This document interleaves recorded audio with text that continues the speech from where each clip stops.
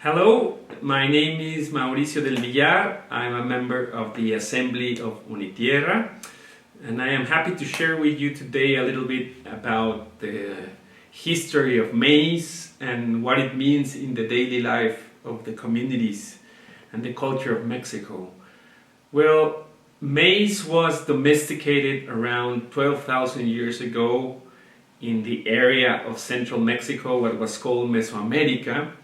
And what we mean by domesticated, it was that first it was a wild plant called teocintle, and through the cultivation of the daily life of the communities, they worked to have this corn be born in the middle of the plant and be bigger, because in the teocintle it was very small. And this was around 12,000 years ago, like I told you. And the importance of Oaxaca is that one of the ancient places where it was found a piece of maize, it was a cave near Mitla. It's about 40 kilometers from the city of Oaxaca, and it was found a piece of maize there and some grains of maize. So maize has been an important part of the life of the communities, not only talking about 10,000 years before or 12,000, but we actually talk about maize in the daily life right now. So when we talk about maize, we can talk about it in relation with working the land. And working the land, we can talk about the milpa. Milpa, it's a system that it's very important to produce food in many communities. And why it's important? Because it's founded around corn, around beans, around calabash, around the wild plants that are around the milpa. And a family that has a milpa can make different plates out of the products that come out of it. And the milpa, it's not only a process to produce food, it's a process related to the daily life. Because I want to give you an example that is very important.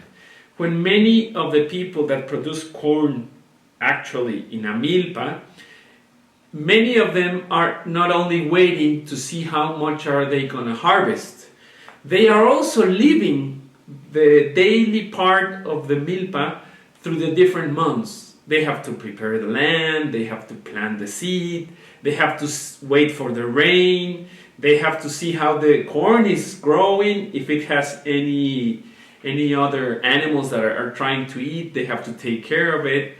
So it's not only about production, it's also about the relation they have in every part of the cycle of the milpa or the maize. So if they get a good harvest, they will be happy. But if they don't get a good harvest, they also already live the part of planting and the part of taking care of the milpa. So that's a very important point that we want to share with you, and that we will see more when you come here to Oaxaca. And also we want to mention the importance of the seeds.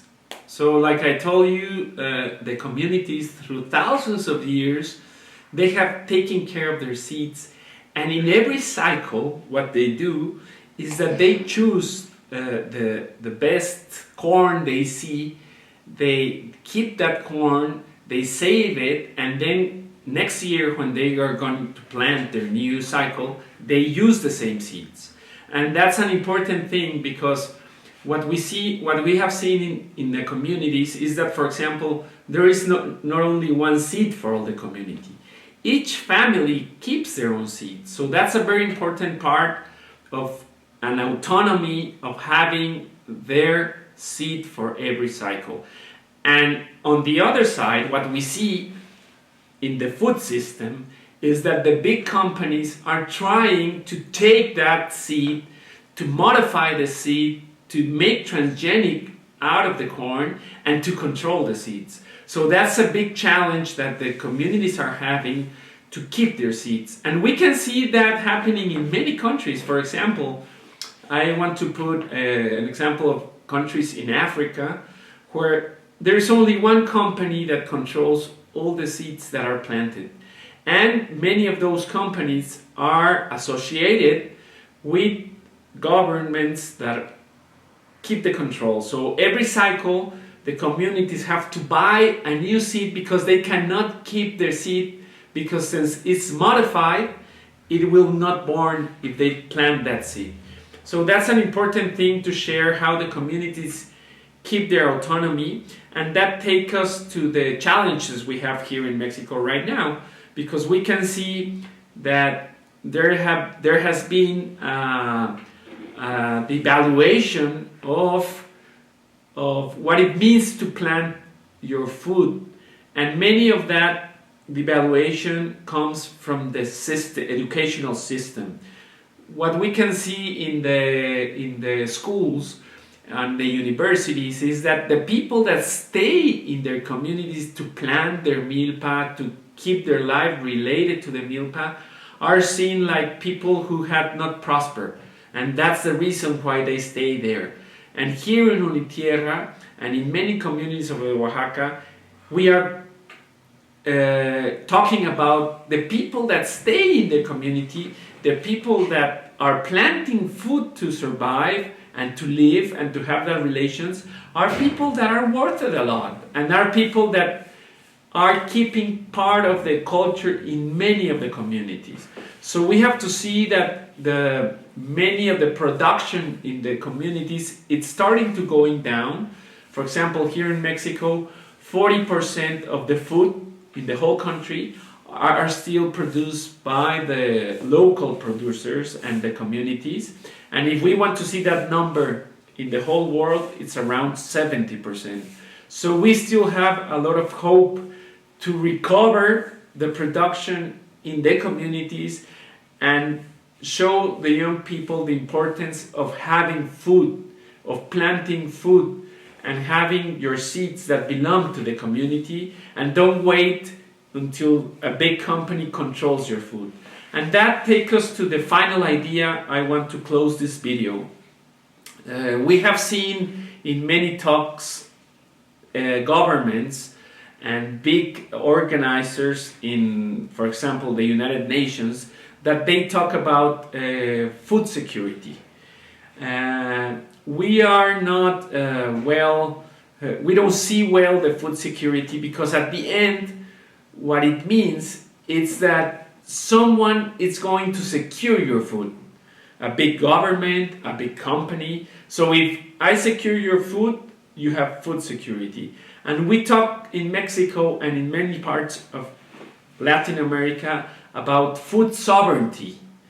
And what it means is that you have an autonomous way of planting and deciding what you want to eat. Why you have to wait for some company to tell you you have to eat this, these are the ingredients? And no, we want, and we think, and the communities want to have their own autonomous way of planting, their own autonomous way of eating and deciding what food they want to eat. And also here comes a third thing that we want to say. One of the reasons Mexico has a big problem with health, it's because many of the food we are eating, it doesn't come from natural process. It has chemicals. It comes from processes that they have been transformed in industrial ways, that many of the nutrients are taken off. And here I give you some clues about it. For example, in Mexico, right now has become the first country to import maize in the world. And that happened 2 months ago. We import 40% of the maize. And many of the maize that we import from the other countries, in that country is produced to give to the animals. And here we eat that maize. So with that, I want to finish, but I want to encourage you to probably learn more about the process of maize. And maize not only as a way to eat something, but as a way to relate to each other, as a way to weave the relations in a community. And when you come here, we're going to talk more about this book that was made by Gustavo and Catherine Mariel, that it's called Sin maíz no hay país. With maize, we don't have country.